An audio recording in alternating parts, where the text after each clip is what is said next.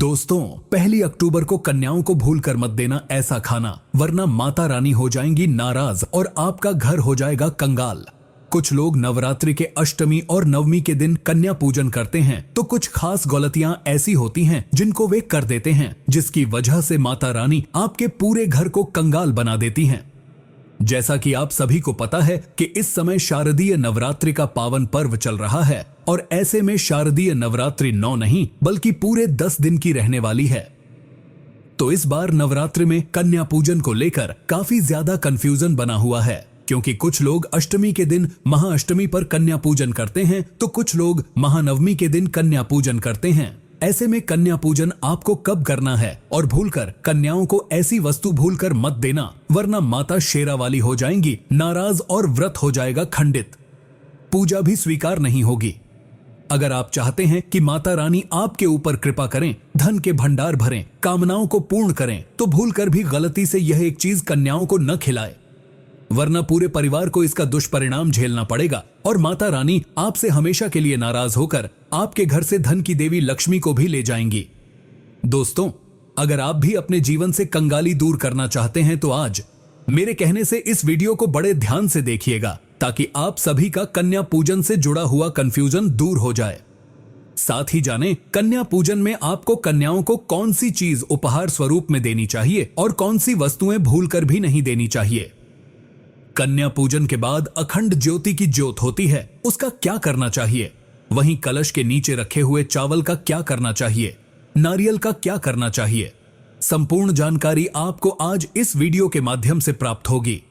यहां तक कि हम आपको बताएंगे कि इस बार कन्या पूजन कब किया जाएगा, महाअष्टमी की पूजा का शुभ मुहूर्त क्या रहेगा और महानवमी की पूजा का शुभ मुहूर्त क्या रहने वाला है। तो बड़े ही ध्यान से इस वीडियो को देखिएगा और हाँ, ज्यादा से ज्यादा शेयर कर दीजिएगा, क्योंकि यहाँ हम आपको पंचांग और ज्योतिष गणना के आधार पर महाअष्टमी और नवमी की पूजा के महत्व, पूजा विधि और शुभ मुहूर्त के बारे में बताने जा रहे हैं। साथ ही कन्याओं से जुड़ी कुछ खास उपाय और पूजा पाठ के बारे में बताएंगे और ऐसी गलतियों के बारे में बताएंगे जिनको करने से आप अपने आप को बचा सकते हैं, जिससे आपको माता रानी के क्रोध का सामना नहीं करना पड़ेगा और माता का आशीर्वाद भरपूर आपको मिलता रहेगा। दोस्तों, अष्टमी नवमी के दिन कुछ लोग अपने घर के रीति रिवाजों के हिसाब से कन्या पूजन करते हैं। कन्या पूजन में सबसे ज्यादा महत्वपूर्ण रहता है शुभ मुहूर्त। अगर आपको जानकारी अधूरी प्राप्त होती है और आप गलती से उस जानकारी के हिसाब से कन्या पूजन करते हैं तो इसका परिणाम पूरे घर को झेलना पड़ता है। इसीलिए हम आपकी जानकारी के लिए यहाँ बड़े ही मेहनत के बाद शुभ मुहूर्त और पंचांग ज्योतिष गणना के आधार पर बताने वाले हैं। तो दोस्तों, चलिए वीडियो शेयर करते हुए एक बार कमेंट बॉक्स में जय माता दी लिख दीजिए और नीचे अपना नाम और राशि डाल दीजिएगा। राशि अनुसार जो उपाय बनेगा वह आपके कमेंट के रिप्लाई में बता देंगे। देखिए, कन्या पूजन का मुहूर्त क्या है। कन्या पूजन करने से पहले माता रानी क्या संकेत देती हैं, कन्याओं को क्या खिलाना चाहिए, क्या नहीं, भूलकर कन्याओं को कचौड़ी, जलेबी या घर में बना हुआ खाना खिलाना चाहिए या नहीं, और कैसी थाली, कैसे बर्तन प्रयोग में लाने चाहिए। बहुत सारे लोग गलती कर देते हैं, इसीलिए हम आपको पहले ही यह वीडियो बनाकर दे रहे हैं ताकि आप माता रानी के क्रोध का सामना न करें। दोस्तों, नवरात्रि में कलश के ऊपर जौ और नारियल रखा होता है, उसे तोड़कर कई लोग कन्याओं को दे देते हैं। क्या ऐसा करना सही रहता है या इसे गंगा में विसर्जित करना चाहिए? देखिए, हमारे जितने भी सब्सक्राइबर हैं हमारे इस छोटे से परिवार का हिस्सा हैं और हम आपसे यही कहेंगे कि इस वीडियो को आप ज्यादा से ज्यादा शेयर करके अपने परिवार को बड़ा कीजिए। देखिए, हम जो चौकी लगाते हैं उसमें जो नारियल रखते हैं उसका हमें कन्या पूजन के बाद क्या करना चाहिए और नवरात्रि के अंतिम दिन ऐसी कौन सी गलती है जिनको भूलकर नहीं करना चाहिए। गलती से भी कन्याओं को ऐसा खाना खिलाने से पूरा घर बर्बाद हो जाता है। इस बार नवरात्रि 9 नहीं बल्कि पूरे 10 दिन की है, जो कि शुभ फल लेकर आई है। 9 दिन की सारी मेहनत, पूजा पाठ, इस नवरात्रि के महत्व का पूरा फल व्यर्थ चला जाएगा अगर आपने गलती से ये गलतियां कर दी। किस उम्र की कन्याओं को देवी का स्वरूप माना जाता है? दोस्तों, यह सब जानकारी आपको प्राप्त होने वाली है। तो अष्टमी या नवमी के इस पावन पर्व पर जब आप नवरात्रि में 9 कन्याओं को यानी कि 9 कन्या स्वरूपों को भोजन कराते हैं तो वह भोजन माता के अंश मात्र चला जाता है। ऐसे में 9 कन्याएं माता का स्वरूप मानी जाती हैं। तो कन्या पूजन करने से समस्त पाप, कष्ट, पीड़ा, पितृदोष, राहु दोष, मंगल दोष सब दूर होते हैं। यहां तक कि घर की कंगाली दूर हो जाती है। जिनको संतान की प्राप्ति नहीं होती है, वे सच्चे हृदय से दोनों दंपति अपने हाथों से कन्याओं का पूजन करें और कन्याओं को उपहार स्वरूप यह एक चीज जरूर दें। और जब आप यह वस्तु दें, उस समय अपनी कामना जरूर बोलें। आने वाली अगली नवरात्रि तक आपको खुशखबरी प्राप्त हो जाएगी। नवरात्रि में कन्या पूजन करते हैं तो माता रानी की असीम कृपा और कन्याओं के आशीर्वाद से आपके घर में धन वैभव की खुशहाली आती है। हर बार माता जो होती हैं अपनी सवारी बदल देती हैं, परंतु इस बार माता की सवारी हाथी की है, जो कि हाथी पर सवार होकर पृथ्वी लोक पर आई हुई है। हर भक्त के घर में माता रानी इस हाथी की सवारी को लेकर भ्रमण करती हैं। जिनके घर में माता का आदर होता है, वहां पर माता अपना डेरा डाल देती हैं। हाथी पर सवार होकर आना सबके लिए शुभ संकेत लाता है। राजा प्रजा सभी के लिए शुभ संकेत होता है और उन्नति के मार्ग की ओर लेकर जाता है। परंतु कुछ विशेष उपाय और पूजा पाठ आपके लिए और भी ज्यादा फल देने वाले होते हैं। जैसे किसी की नौकरी नहीं लग रही है, व्यापार में उन्नति नहीं हो रही, या फिर किसी कार्य में बार बार अड़चनें आपको देखने को मिलती हैं, तो ऐसे में कन्या पूजन और कन्याओं को दी गई कुछ वस्तुएं, साथ ही कुछ विशेष उपायों से आपकी कामनाएं पूर्ण होती हैं।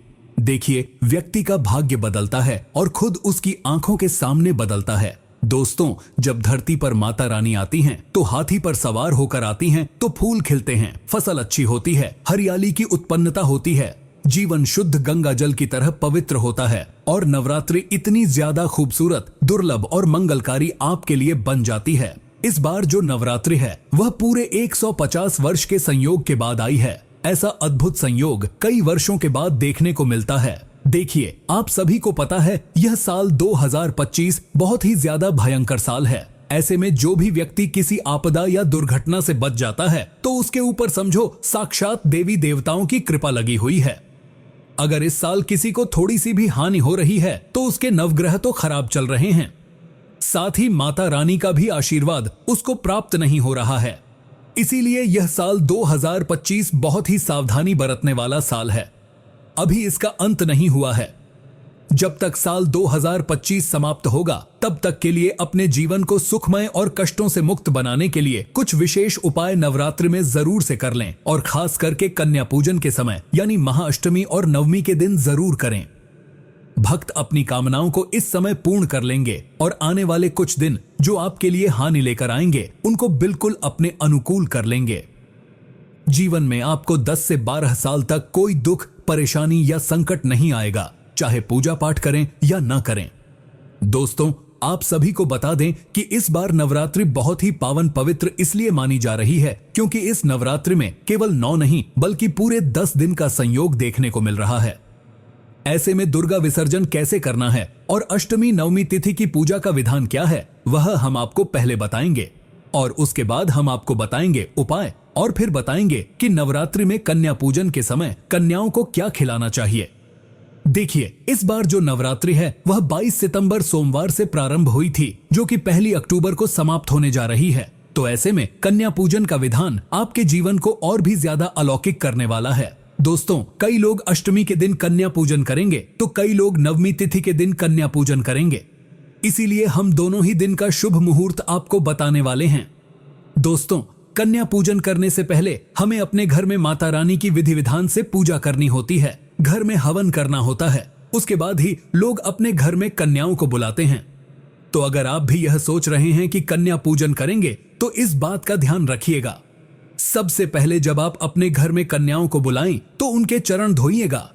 दोनों ही दंपति मिलकर कन्याओं के चरण धोते हैं तो माता रानी प्रसन्न होती हैं। इसके बाद एक साफ स्थान पर उनको बैठा दीजिएगा और कन्याओं के माथे पर तिलक लगाकर उनके हाथ में कलावा बांध दीजिएगा। उन्हें हलवा पूरी खिलाना। इसके बाद जो भी संभव हो, आप जो भी सामर्थ्यवान हो, उस हिसाब से दान दक्षिणा या उपहार देकर उनका आशीर्वाद प्राप्त करें। परंतु यहाँ शर्त यह है कि किसी भी कन्या को पैसे मत देना। जो भी उनकी जरूरत की चीजें हैं, केवल वही लाकर दीजिएगा। माता रानी की चुनरी जरूर से खरीद कर लाइएगा। अगर न ला पाए तो यहाँ कमेंट में या हमारे डिस्क्रिप्शन बॉक्स में दिए गए लिंक से माता रानी से जुड़ा हुआ सामान मंगा सकते हैं। तो दोस्तों जरूर से मंगाकर रखिएगा। भक्त बहुत ही ज्यादा असमंजस में हैं क्योंकि इस बार की नवरात्रि एक दिन बढ़ने की वजह से शंका पैदा कर रही है। तो चलिए जान लेते हैं इस बार कन्या पूजन का मुहूर्त क्या रहने वाला है। उसके बाद हम आपको इस दिन किए जाने वाले महत्वपूर्ण उपाय बताएंगे। तो दोस्तों आप सभी को बता दें कि इस बार 9 दिन न होकर पूरे 10 दिन नवरात्रि प्राप्त हो रही है। तो ऐसे में कन्या पूजन के लिए अष्टमी और नवमी तिथि को लेकर जो असमंजस बना हुआ है उसे हम अब दूर करने वाले हैं। देखिए, ध्यान दीजिएगा और कॉपी पेन लेकर नोट कर लीजिएगा और वीडियो ज्यादा से ज्यादा शेयर कर दीजिएगा। इस बार 22 सितंबर से शुरू होकर नवरात्रि 2 अक्टूबर दशमी तिथि के साथ संपन्न होगी। इन 9 दिनों में मां दुर्गा के 9 रूपों की विधि विधान से पूजा की जाएगी। कन्या पूजन भी विधि विधान से किया जाएगा। कन्याओं का पूजन करने का एक विधान यह है कि छोटी छोटी कन्याएं ही मां के रूप में मानी जाती हैं। केवल 10 वर्ष की आयु तक की कन्याओं को घर में लेकर आएं। कई लोग प्रतिदिन कन्याओं की पूजा करते हैं तो कई साधक विशेष रूप से महाअष्टमी और महानवमी के दिन कन्या पूजन का आयोजन करते हैं।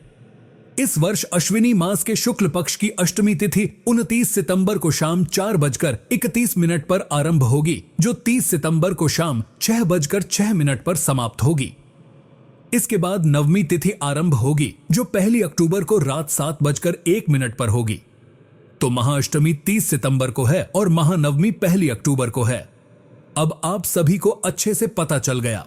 देखिए, शारदीय नवरात्रि में महाअष्टमी और महानवमी के दिन कन्या पूजन करना सबसे शुभ इसलिए माना जाता है ताकि माता का आशीर्वाद आप सभी को प्राप्त हो जाए और मां दुर्गा अत्यधिक प्रसन्न होकर आपके ऊपर दोनों हाथों से कृपा बरसाए, क्योंकि मां बहुत दयालु हैं। थोड़ी सी पूजा अर्चना से आपके भक्तिभाव से प्रसन्न हो जाती हैं। शारदीय नवरात्रि पर अष्टमी कन्या पूजन का जो मुहूर्त रहेगा वह प्रातः संध्या सुबह 5:01 से लेकर सुबह 6:13 तक रहेगा। दूसरा मुहूर्त आपको 10:41 से दोपहर 12:11 तक प्राप्त होगा और अभिजीत मुहूर्त 11:47 से दोपहर 12:11 तक प्राप्त होगा। 35 मिनट तक रहेगा। अब ध्यान से सुनिएगा। नवमी के दिन कन्या पूजन करने वाले लोग महानवमी पर कन्या पूजन का जो शुभ मुहूर्त है वह सुबह 4:37 से सुबह 5:26 तक रहेगा और सुबह 5:01 से सुबह 6:14 तक प्रातः संध्या का समय रहेगा। रवि योग इस दिन सुबह 8 बजे से सुबह 10 बजे तक रहेगा। 6:06 से 2 अक्टूबर को सुबह 6:15 तक रहने वाला है। शारदीय नवरात्रि पर कन्याओं के पैर धोकर साफ थाली, साफ जल और साफ कपड़े से आप सभी को कन्याओं के पैर धोने हैं। आपको कन्याओं के पैरों में महावर यानी अलता, कुमकुम, सिंदूर, अक्षत लगाना है। बैठने के लिए आसन, पूजा की थाली, घी का दीपक, गाय के गोबर का उपला, फूल और फूलों की माला, लाल चुनरी, भोजन में खीर, पूरी, गुड़, चना और उपहार के स्वरूप भेंट, इन चीजों का आपको इंतजाम करके पहले से ही रखना है और इन सभी चीजों को माता रानी की पूजा में सम्मिलित करना है। इस दिन कन्या पूजन करते समय आपको बोलना है, या देवी सर्वभूतेषु कन्या रूपेण संस्था नमस्तस्यै नमस्तस्यै नमस्तस्यै नमो नमः। ओम दुम दुर्गायै नमः। ओम श्री कुमार्यै नमः। ओम श्री त्रिगुणात्मिकाय नमः। इस तरह से आपको मंत्रों का जाप करना है। दोस्तों, नवरात्रि 8 दिन की होती है, वह अच्छी नहीं मानी जाती। ऐसे में नवरात्रि 10 दिन की शुभ मानी जाती है। अब नवरात्रि में किए जाने वाले उपायों को जानेंगे। शास्त्रों के अनुसार नवरात्रि के दिनों में माता रानी की पूजा करने से, कन्या पूजन करने से 3 देवी मां काली, मां सरस्वती और मां लक्ष्मी आपके पूरे परिवार में व्रतधारी को अभय वरदान की प्राप्ति होती है। भक्त श्रीधर की तरह सच्चे हृदय और कोमल भक्ति से जो व्यक्ति माता की पूजा करता है उसी के सभी कष्टों का निवारण मां शीघ्र करती हैं। मां शेरावाली की पूजा करने से, उपासना करने से विनम्रता का विकास होता है। कष्ट, दरिद्रता और दुख नष्ट होते हैं। नवरात्रि में माता रानी का व्रत और पूजन किया जाता है, लेकिन नवरात्रि के दौरान सबसे ज्यादा महत्व होता है कन्या पूजन का। यदि आपके पाप कर्म इतने अधिक हैं कि आप कन्याओं के चरण धोते हैं तो वे दूर हो जाते हैं। कन्याओं को साफ जमीन पर बैठाना चाहिए और गंदे स्थान से दूर रखना चाहिए।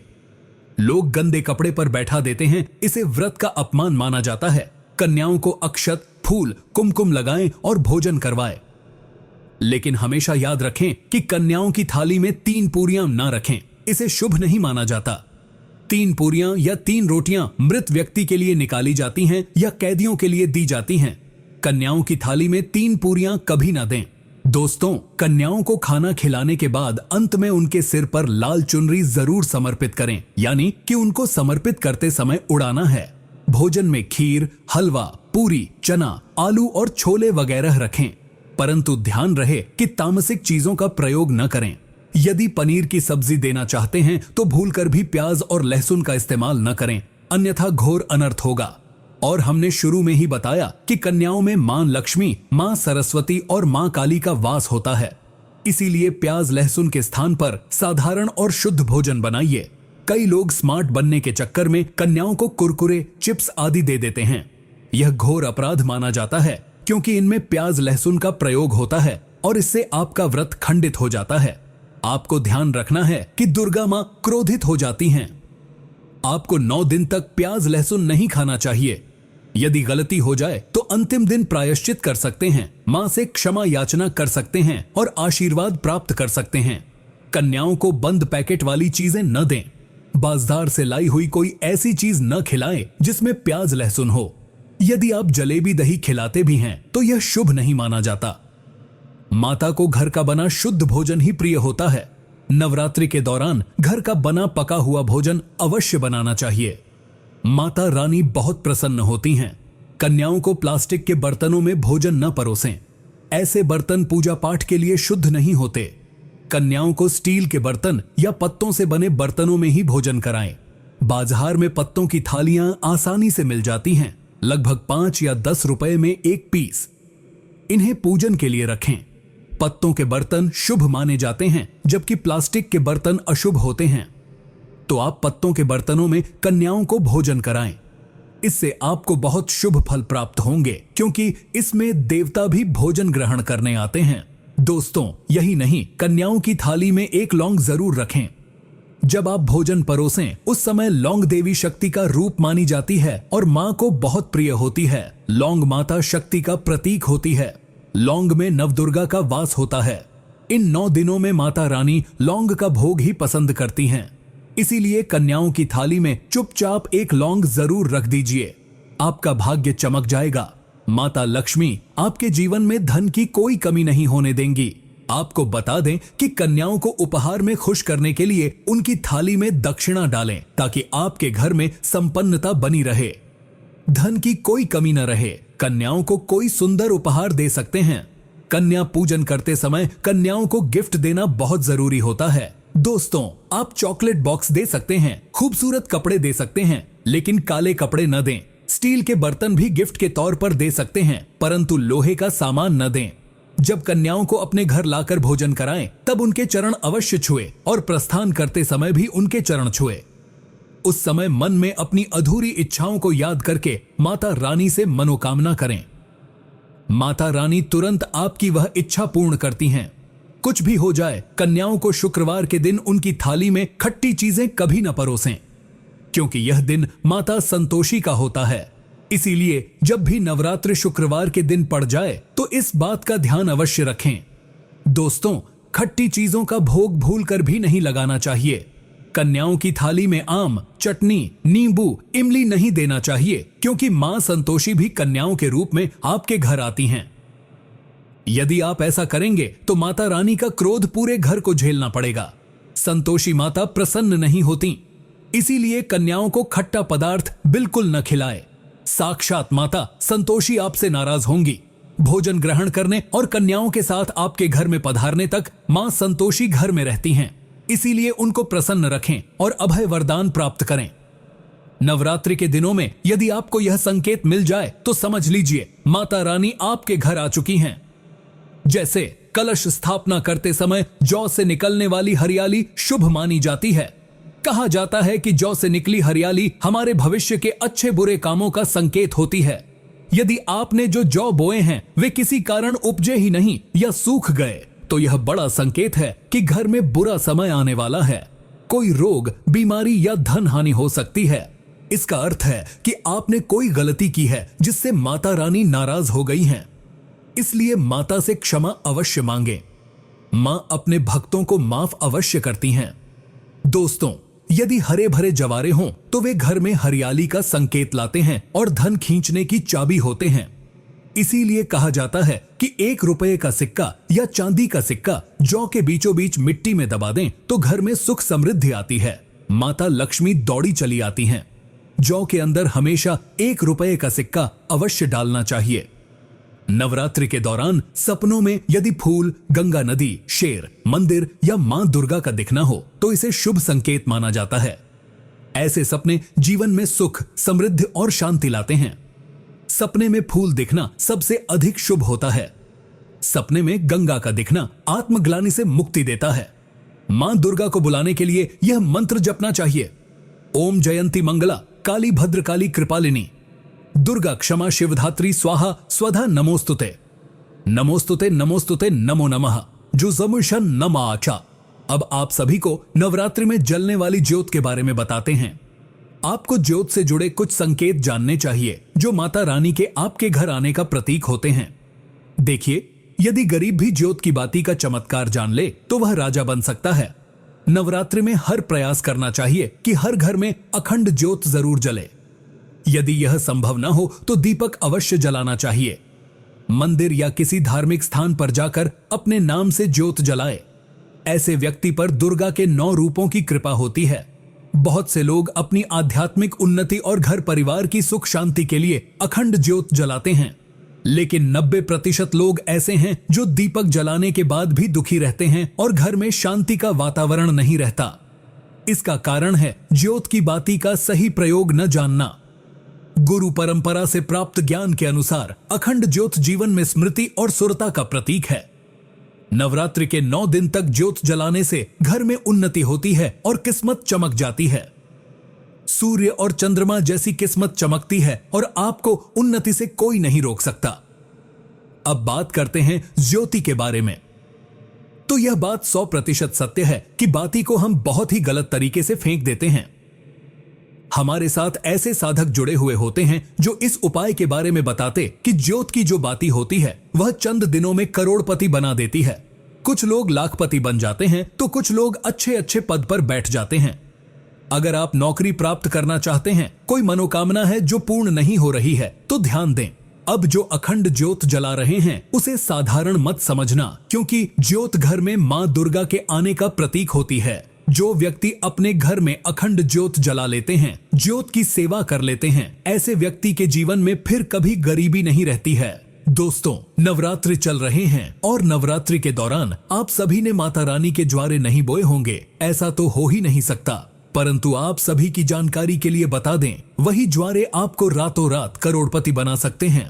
कैसे? आइए जानते हैं आज मेरे साथ इस वीडियो के माध्यम से। दोस्तों, आपको YouTube पर बहुत सारे वीडियो प्राप्त हो जाएंगे, परंतु ज्वारों से जुड़ी हुई जो जानकारी है वह आपको सही और सटीक हमारे चैनल से प्राप्त होगी। तो हाथ जोड़कर पहले ही आपसे कह देते हैं कि इस वीडियो को बड़े ध्यान से अंत तक देखिएगा। दोस्तों, हरे भरे ज्वारे आपके जीवन में शुभ संकेत लाते हैं या अशुभ संकेत लाते हैं? क्या ज्वारों की मिट्टी सूख जाती है या ज्वारे उग ही नहीं पाते, या ज्वारों का रंग पीला पड़ जाता है या हरे भरे ज्वारे होते हैं? तो इन ज्वारों का क्या महत्व होता है? क्या ज्वारे आपके घर में शुभ और अशुभ संकेत लेकर आते हैं?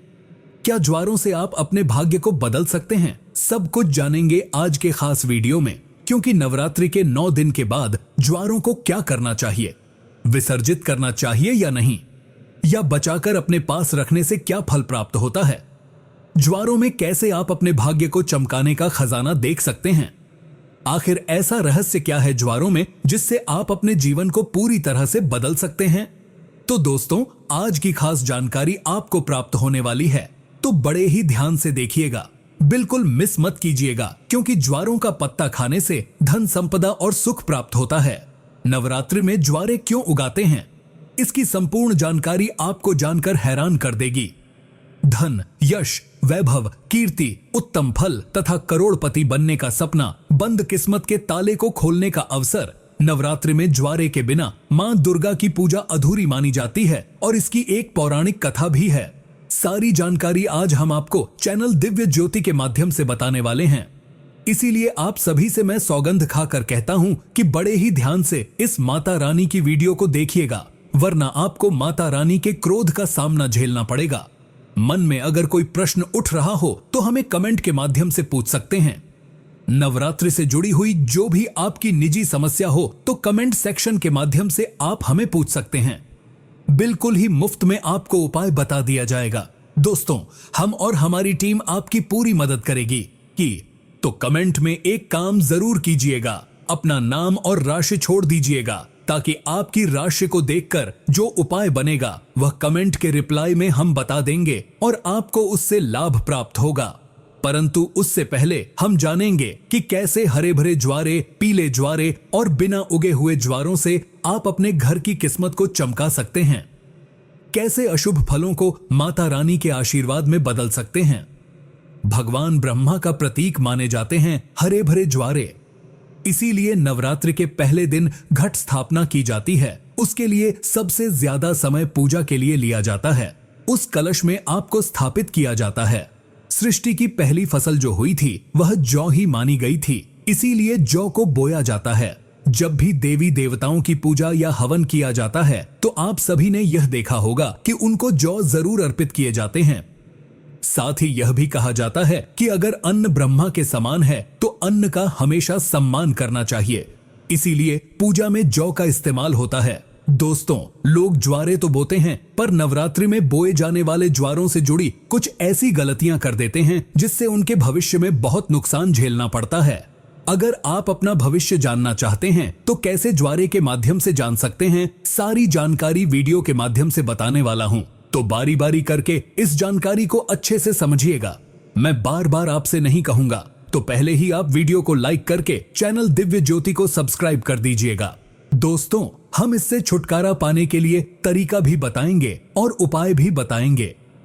अंत तक बने रहिएगा, छोड़कर मत जाइएगा, क्योंकि अधूरा ज्ञान हमेशा लटकती तलवार की तरह होता है। दोस्तों, इसी के साथ सफेद या हरे रंग के जो ज्वारे उगाते हैं यह अत्यंत शुभ संकेत लेकर आते हैं।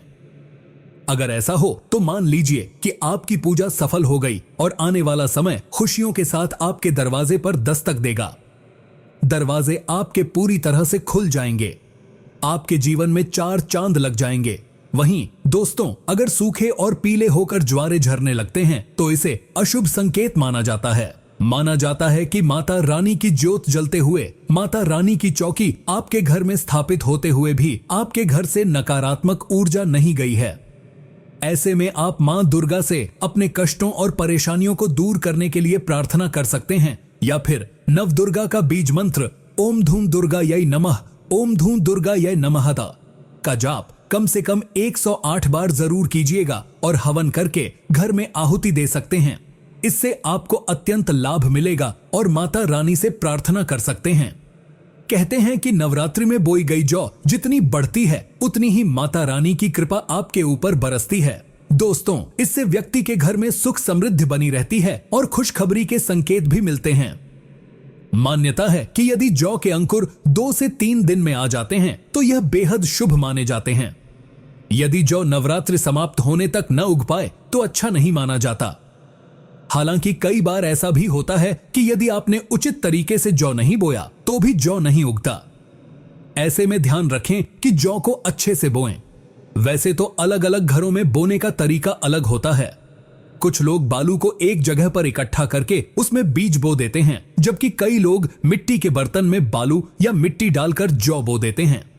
लेकिन अगर आप चाहते हैं कि यह अच्छे से उगे तो मिट्टी के बर्तन में बालू या मिट्टी डालें, फिर उसमें जौ के दाने डालें और शारदीय नवरात्रि हो या चैत्र नवरात्रि या फिर गुप्त नवरात्रि, जिस घर में ज्वारे नहीं बोए जाते वहां परेशानियां अपने आप आ जाती हैं। ऐसे घरों में भूत प्रेत का वास होता है, पितृदोष लगता है, भूतों का डेरा जम जाता है और गरीबी उस घर को जकड़ लेती है। शास्त्रों के अनुसार माना जाता है कि मां दुर्गा उस घर में वास करती ही नहीं है और सेवा स्वीकार नहीं करती, व्रत पूर्ण नहीं होता। लेकिन जिस घर में ज्वारे बोए जाते हैं वहां माता रानी खुशियों के साथ आती हैं। ज्वारे हरे भरे होते हैं तो घर में सुख खुशियों का आगमन आवश्यक हो जाता है। हरे भरे ज्वारों के साथ माँ अपनी सखियों के साथ नृत्य करती हैं, खेलती हैं और घर में ढेर सारी खुशियां लेकर आती हैं। माता का प्यार बरसता है और ऐसे घर से भूत प्रेत दूर भाग जाते हैं। कहते हैं ज्वारे नकारात्मकता को नष्ट करते हैं और सकारात्मकता का संचार करते हैं। शास्त्रों में स्पष्ट लिखा है कि नवरात्रों में जिस घर में ज्वारे नहीं बोए जाते, समझ लीजिए उस घर में प्रेतात्माओं ने डेरा बना लिया है। यदि घर से भूत प्रेत को भगाना चाहते हैं, तंत्र मंत्र को खत्म करना चाहते हैं, तो नवरात्रि में ज्वारे जरूर बोने चाहिए। अगर आपने अभी तक नहीं बोए हैं और अंतिम 4-5 दिन पहले यह वीडियो देख लेते हैं तो भी आप माता रानी के ज्वारे बो सकते हैं। तब भी ज्वारे उग कर आएंगे और माता रानी का आशीर्वाद घर में बरसना प्रारंभ हो जाएगा। मां बहुत ही शक्तिशाली होती हैं और थोड़ी सी पूजा अर्चना से खुश हो जाती हैं। ऐसे में नवरात्रि के 9वें दिन कन्या पूजन में कन्याओं को जब आप भोग चढ़ाएं तो उनको ज्वारे वितरित जरूर करें। चाहे तो देवताओं को जौ का भोग लगा सकते हैं और कन्याओं की थाली में इसका एक एक टुकड़ा रख सकते हैं। माता नवदुर्गा प्रसन्न होती हैं। नवरात्रि में ज्वारे का भोग देवताओं को अति प्रसन्न करता है। दोस्तों, ज्वारे बहुत ही पवित्र चीज हैं, इन्हें साधारण मत समझना। वैसे मैया रानी करुणामयी होती हैं। वह अपनी संतान और अपने लाल को सदैव माफ कर देती हैं। ज्वारी को साक्षात नौ दुर्गा का स्वरूप माना जाता है, ब्रह्मा का स्वरूप माना जाता है। तो इसीलिए मैं आप लोगों को इस वीडियो में बताने का प्रयास कर रहा हूं। अब सवाल यह उठता है दोस्तों कि नवरात्रि में ज्वारों का करना क्या चाहिए? इनका विसर्जन कर देना चाहिए या घर में ही रखे रहने देना चाहिए? धार्मिक मान्यताओं के अनुसार ज्वारे को घर में रखना शुभ नहीं माना जाता, लेकिन इसे रखने का एक निश्चित समय होता है। उसी समय में ज्वारे की सेवा करके जल में विसर्जित करना चाहिए। दोस्तों, जैसे आपने 9 दिन इसकी खूब सेवा की, यह बहुत अच्छी बात है, परंतु 9 दिन के बाद इसे जल में विसर्जित करना सबसे उचित माना जाता है, क्योंकि शक्ति को शक्ति के साथ मिलाना जरूरी होता है और जल को गंगा शक्ति कहा जाता है, ज्वारी को श्री शक्ति कहा जाता है, यानी लक्ष्मी की शक्ति, दुर्गा की शक्ति। इसीलिए श्री शक्ति को हम जल में शक्ति मां गंगा के साथ भेंट करते हैं तो यह गंगा शक्ति में जाकर मिल जाती है। मैं आपको आज एक छोटी सी बात समझाने का प्रयास करूंगा। जिस प्रकार हमारा शरीर पंच तत्वों में मिल जाता है, उसी प्रकार ज्वारे भी अपने अष्टभुजा दुर्गा स्वरूप में शक्ति में मिल जाते हैं। तो दोस्तों, ज्वारे 9 दिन अखंड ज्योत जलाने के कारण शक्ति स्वरूप में जागृत हो जाते हैं। ऐसे ज्वारे लोगों के दुख, तकलीफ, परेशानियां, इन सब को चुटकियों में समाप्त कर देते हैं। तो आइए मैं आपको सबसे पहले बता देता हूं कि कैसे आप अपनी फूटी किस्मत को इन ज्वारों के माध्यम से दूर कर सकते हैं।